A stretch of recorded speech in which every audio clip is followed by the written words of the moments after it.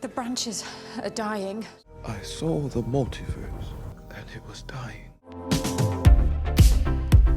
Hey, welcome back to ScreenCrush, I'm Ryan Airy. So Loki Episode 5 may have just revealed exactly how Kang the Conqueror survived Ant-Man and the Wasp Quantumania and how he's going to make his triumphant return in the Loki Season 2 finale. Of course, laying the groundwork for the multiversal war in Avengers the Kang Dynasty and Secret Wars. And a little later, I'm going to talk about how Loki is destined to become the ruler of the multiverse, Avenger Prime. What did you expect? So, in Episode 5, we see the TVA and various branch timelines fading from existence after the destruction of the temporal loom. Now, from what we understand, the temporal loom is what kept the multiverse in check. The loom wove many timelines into the sacred timeline, but to keep the loom from being overwhelmed, many branches were pruned. We need to prune those extra branches. But when the TVA stopped pruning timelines, the loom was unable to contain all the branching realities and it began to malfunction. In Episode 4, we saw OB and Victor Timely attempt to expand the rings of the loom using a throughput multiplier. It's a prototype. Now, we've theorized that this multiplier is an early prototype of Kang's multiversal engine core from Quantumania. It was a multiversal engine core, a power source that can take you anywhere in space and time. So, Victor Timely bravely embarks on the final step of the mission. That's placing the multiplier on the temporal loom, but then this happens. After that, we see the temporal loom erupt and all the multiverse begins to expand. OB, Mobius, Casey, and B-15 are all sent back to the variant timelines they were taken from by He Who Remains. Sylvie is sent back to her McDonald's timeline and Loki begins the time slip. Nuwanuwanga! Boshuda! Nuktakak puchpai! Sulianta. Yeah, dude, that was awesome. What are you even doing there? Well, Doug, that was Huttese, Klingon, Elvish, and Parcel Tongue. Wow, you speak all of those languages? No, that's just how I communicate with other nerds. However, I have been learning new languages by using Babbel. They're the sponsor of this video. See, Fall Guys is learning season for me. It reminds me of going back to school, and I always feel like I should be learning new things. And Babbel makes learning a new language so easy. And look, I took high school Spanish, and I thought it meant like learning a new language was just like subbing out vocabulary words, so I really struggled with it. But Babbel actually teaches you the language slowly from the ground up. It's very easy to grasp. The lessons use situations and dialogue that you would actually use in the real world. And the review lessons are all great, like this. Ustedes. Ustedes means you. No entiendo. No entiendo means I don't understand. And they've added this new feature called Games where you have to spell words before a train track is derailed. It's a lot of fun. So the lessons are all like that. They're slow and easy to digest. Babbel will help you to start speaking a new language in just 3 weeks. Use these short 10-minute lessons that are made by actual language teachers and not some AI or an algorithm. In fact, right now you can get 60% off your subscription during Babbel's Black Friday sale by clicking the link below or scanning our QR code. Like, I was always too intimidated to start learning a new language, but Babbel makes it so easy. And I am telling you guys, Babbel really works. University studies have shown that 15 hours of Babbel equals a semester of college Spanish, and they offer lessons in 14 different languages. Like last year, I went to Italy, and thanks to Babbel, I was able to order in restaurants, and I could find my way around Rome. Does anyone here speak English? Now, Babbel has a few different subscription options to choose from, so if you are interested in learning a new language, this is a great opportunity to try it out. Plus, they offer a 20-day money-back guarantee, so you can try, see if it's right for you. Just click the link in the description or scan our QR code to get started today. Now, back to Episode 5. While Loki's perception of time between the destruction of the loom and the end of this episode was brief, maybe just a few hours, we have to remember that time is relative. Wait, what do you mean? Well, what I'm getting at is that theoretically billions, if not trillions of years are transpiring throughout time and space as the loom is overloaded. So I think that during this temporal explosion, a lot of stuff went down throughout all of time in the multiverse. Think of it kind of like all of time occurring at once. To those people living on the timelines, time is flowing normally, but to those observing from outside of time and space, it all seems instantaneous. Now, as we've theorized before, I think that Victor Timely's temporal aura was spread throughout all of time and space when he got spaghettified. We learned in Quantumania that exposure to temporal radiation not only can cause you to turn to spaghetti, but you can enter what's called a probability storm. It's a probability storm. Every choice you could make existing all at once. See, we think it's possible that just like Ant-Man, Victor Timely entered one of those storms. Well, more specifically, his temporal aura. entered that storm. Timely's aura, which is the same as He Who Remains, could have entered its own probability storm and created all the Kang variants throughout the multiverse, very similar to the multitude of Scott Langs that we saw in Quantumania. And the reason none of them are like him and they're more Conqueror looking is because they all stem from choice. And at that moment in time, Victor was making choices that led him to becoming like this great being that he heard so much about, He Who Remains, as well as his desire to live in a time when he wouldn't be limited by a lack of technology. If we had the resources, it would have been bigger than Einstein. So it's important to remember that all these Kang variants would have lived their own individual lives, just like Baskin-Robbins Scott in Quantumania. Why are you dressed like that? Because I work at Baskin-Robbins. That Baskin-Robbins Scott was not just a gag. It showed us that the probability storm not only creates variants stemming from Ant-Man at that moment in time, but also variants that stem from before that moment. This Scott never became Ant-Man, yet he still showed up. So that means that these Kangs don't all have to remember once being Victor Timely, like they are all their own person. I'm a person and my name is Kang! So it's also during this time that each variant begins to discover each other, just like He Who Remains explained here. Naturally, they made contact, and for a while, there was peace. Oh, and a quick reminder that our position here at the channel, between myself and the writer of this video, Colton Ogburn, is that Quantumania's Kang is very likely the same variant that goes on to become He Who Remains. And we also think that all of this is happening in a big Ouroboros time loop. It's like a snake eating its own tail. Meaning that the same thing happens again and again and again, thus resulting in things like cause and effect being reversed, and the beginning is actually created by the end. Retrocausality, all that fun stuff. Yeah, it's not fun. It's confusing. Well, yeah, maybe for a dog. What did you say? Nothing, I love you. Anyways, Kang told Janet in Quantumania that he saw the multiverse and that it was dying because of him and all of his variants. And who broke it? I did every version of me. My variants, playing with time like children. Endless incursions. See, I think that Kang saw the same thing that Loki saw in this episode, universes fading from existence. And he saw that if he didn't put a stop to it, every reality would share the same gruesome fate. And this parallels perfectly with Loki's warning that all of existence is at stake if the loom is not fixed. All of existence is in grave danger. Wait. So which happened first? Loki Season 2 or Quantumania? Well, buddy, keep in mind that with like the Loki series and Ouroboros time loops, things like first are kind of hard to nail down because really all of time is happening at the same time. Time passes differently here in the TVA. What I'm theorizing here is that Quantumania took place during the time that the multiversal loom was down, so it technically happened after Loki episode 4. Now, like I said a second ago, I think that during the time the temporal loom was down, trillions and trillions and trillions of years were transpiring throughout the multiverse, and in that span, all the Kangs came into existence and eventually discovered one another. This particular Kang that we meet in Quantumania then realized that his variants were causing the death of the multiverse, just like Loki and Sylvie witnessed in this episode. Everything's falling apart.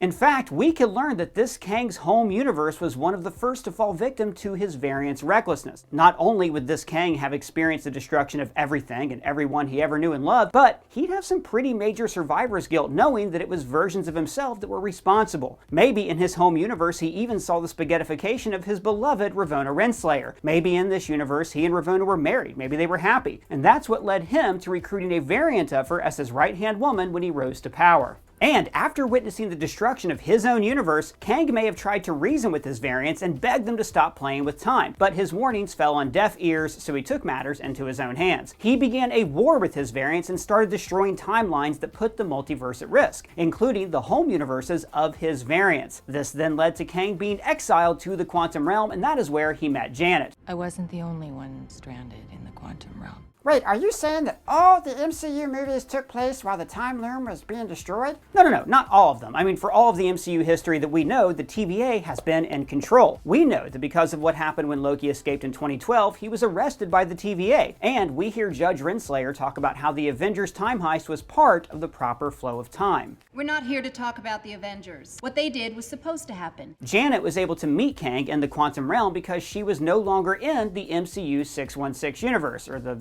199999 universe, whatever you want to call it. You see, like the TVA, time works very differently throughout the quantum realm. So Janet meeting Kang down there does not mean that the MCU she comes from took place during the temporal loom's destruction. It just means that you can enter the quantum realm from different points in space and time. Janet entered the quantum realm from the sacred timeline in 1987, a sacred timeline that was being overseen by the TVA. Kang, on the other hand, entered the quantum realm from a point in time and space when the TVA did not yet exist. So you can think think of the quantum realm as kind of like the bedrock of all the different realities that ever were and ever will be. Does that make sense? Yeah, it's kind of starting to. Thank you. Well, anyways, in Quantumania, when Kang is ultimately beaten by Ant-Man and the Wasp, he gets sucked into his multiversal power core. But in this season 2 finale of Loki, we are going to see the temporal loom repaired, and this is going to be Kang's ticket out. Loki and the gang's plan is to put Victor Timely's throughput multiplier in the temporal loom. And in the most recent trailer for this season, we see what looks like Victor Timely completing that mission and successfully attaching the multiplier. But I still think Victor Timely is going to have a similar fate to his death in episode 4.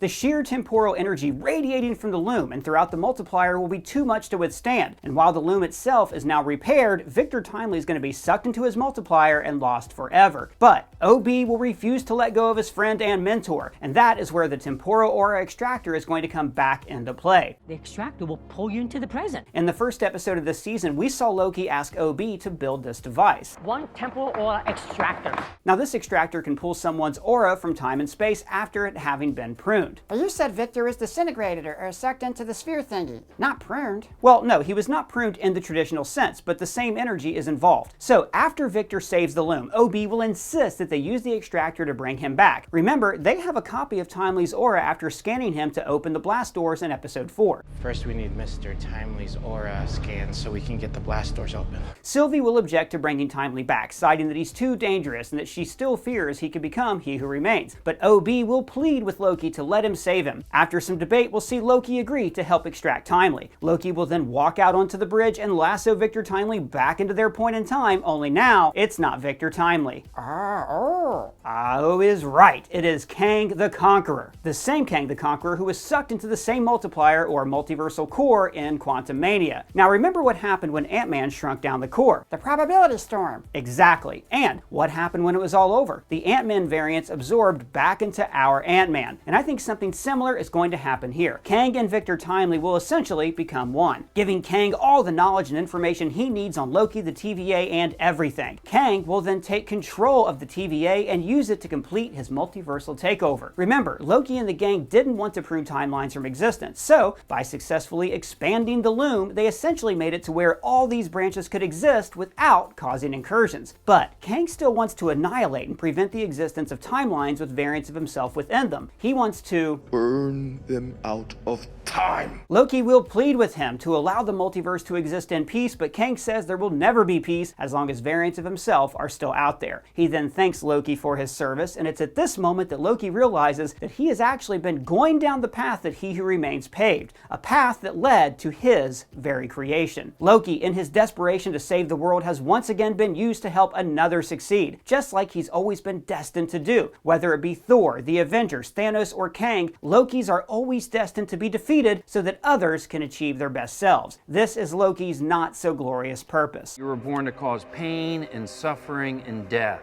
all so that others can achieve their best versions of themselves. It's here that Mobius, B-15, OB, and Casey will be reset and join the TVA under the leadership of Kang after having been plucked from their timelines by Loki in episode 5. OB will serve as not only a scientist and engineer to Kang, but as we learned in episode 5, OB is a science fiction writer. So he'll also assist in the creation of the science fiction dogma of the Timekeepers and perhaps even the storyline of the sacred timeline itself. And typically, round and round this would go for eternities.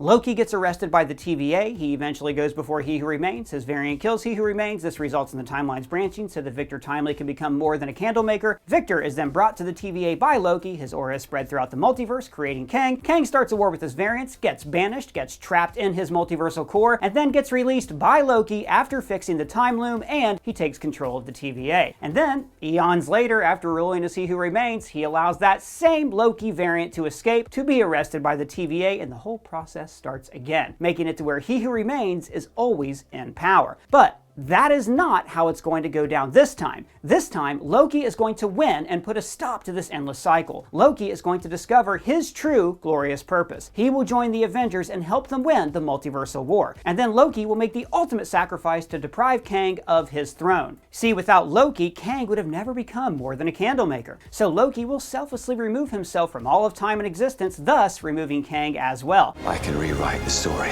And it's in this moment, after an eternity of being used by Kang, that Loki will fulfill his glorious purpose and become the multiversal overseer, Avenger Prime. Avenger who? Avenger Prime, who in the comics is, you guessed it, Loki. Avenger Prime resides at the God Quarry, a place that exists beyond all of space. It's also a place where you can monitor the time stream. That sound familiar? Only through Loki's willingness to not exist will he be able to achieve the throne that he is always destined to have, the throne of all time. A throne that for too long has been sat on by Kang, a throne that always belonged to Loki. So will Loki be like He Who Remains and prune timelines and stuff? And if not, how's he gonna stop incursions? Well, like Mr. Fantastic explained, an incursion is when the boundary between two universes erodes and they begin to collide. This is caused by time travel and multiversal travel, which the Kangs are notorious for. So all Loki will likely need to do is stop allowing time travel and multiversal travel. This should prevent universes from colliding. But if you allow branching timelines, couldn't they just run into each other and collide? Good point, and I think that's where Loki's new time travel powers could come into play. Instead of pruning timelines, Loki could use his newfound powers to help guide the flow of time and prevent realities from colliding, while also allowing for a vast multiverse to flourish. But that's just our thoughts for what's going to happen in the finale and in Kang Dynasty and Secret Wars. And big shout out to the writer of this video, Mr. Colton Ogburn. So let us know, do you think that Kang will show up in the Loki Season 2 finale? Will Loki become Avenger Prime? Let us know down in the comments below, or you can at either of us on Twitter. And if it's your first time here, please subscribe and smash that bell for alerts. For ScreenCrush, I'm Ryan Airy.